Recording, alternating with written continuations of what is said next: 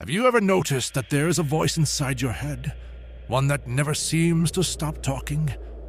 It talks when you wake up. It talks while you brush your teeth.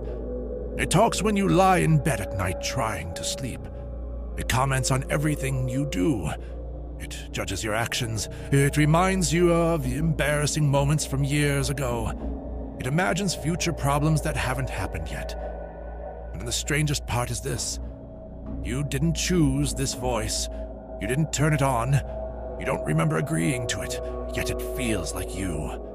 But is it? Let's explore one simple but unsettling question. Who is actually speaking in your head? Because the moment you see the answer clearly, your relationship with fear, anxiety, confidence, guilt, and suffering begins to change.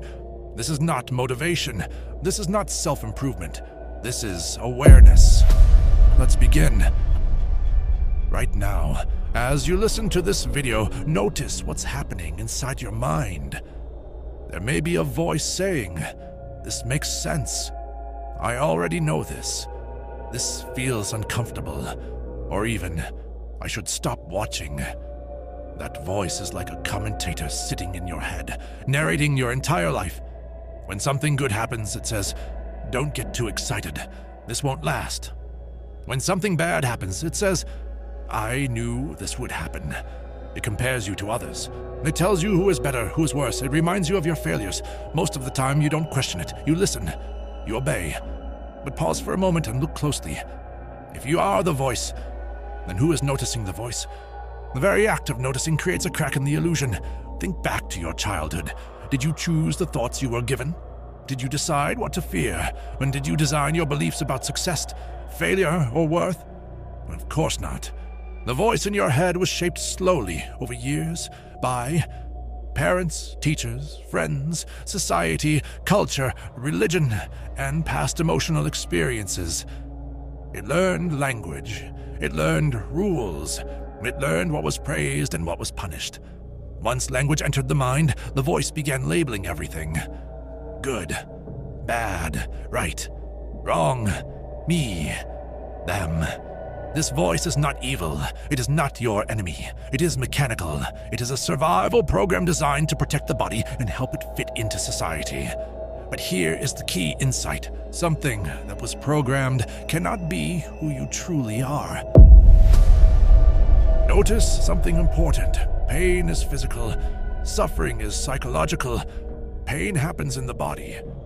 Suffering happens in the mind. If you touch fire, pain is immediate. But suffering begins when the voice says, "Why did this happen to me? This shouldn't have happened. What if it happens again?" The event ends, but the voice continues. It replays arguments. It reimagines conversations. It creates future disasters. And we mistake this endless activity for intelligence.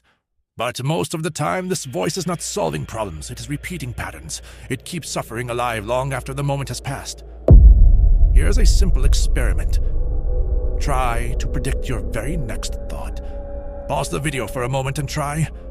Did you know what would appear? No. Thoughts arise spontaneously. They come from nowhere. They disappear on their own. If you were truly the author of the voice, you would be able to stop it at will. But you can't. The voice speaks. Then another thought comments on it. This creates the illusion of a thinker behind the thoughts. But in direct experience, there are only thoughts appearing, and awareness noticing them.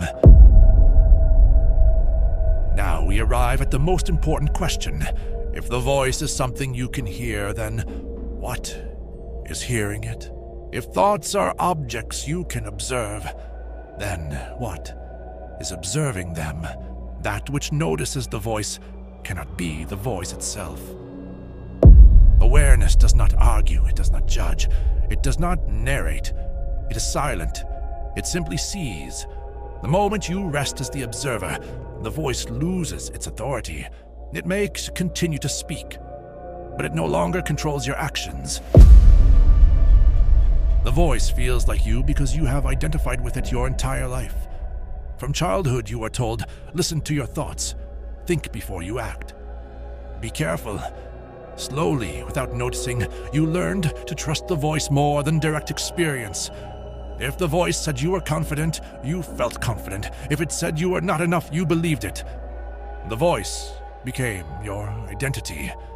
But identity is repetition. A thought repeated often enough starts to feel like truth. Yet, notice this. The voice changes. One day it says you are strong. Another day it says you are weak. If it were truly you, how could it contradict itself? A thought claiming ownership is still just another thought. Seeing this clearly does not destroy the voice. It simply removes its crown. Now let's look even deeper. The voice does not just speak. It triggers emotions. A single thought can create fear. Another can create shame. Another can create pride. The body reacts. The heart races. The stomach tightens. And then the voice says, "This feeling means something is wrong." But emotions are not commands. They are sensations moving through the body. The voice claims ownership of them and turns them into identity.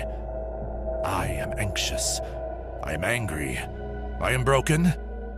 But when watched closely, an emotion arises, peaks, and fades. Awareness remains unchanged. This simple observation breaks a lifetime of conditioning. Freedom does not mean stopping thoughts. Trying to silence the voice only gives it more attention. Freedom means no longer believing everything the voice says. You can let it speak without obeying it. Fear may arise. Yes, doubt may appear. But when seen clearly, they pass through awareness like clouds passing through a clear sky. You don't fight the clouds. You don't chase them away. You simply allow them to move. In this allowing, clarity appears. Action becomes simpler. You respond instead of react. Here is something you can try. Several times a day, when the voice is loud, ask quietly, "Who is aware of this thought?" Don't answer with words, just notice. Notice the silence behind the noise. At first, it may last only a second. That is enough. Over time, that space grows, and in that space, the voice loses urgency. It becomes background noise instead of a ruler. The voice in your head will continue to speak. But now you know something crucial. You are not the voice. You are what hears it, and in that seeing, something softens. Control dissolves. Silence remains. Not empty, but awareness remains.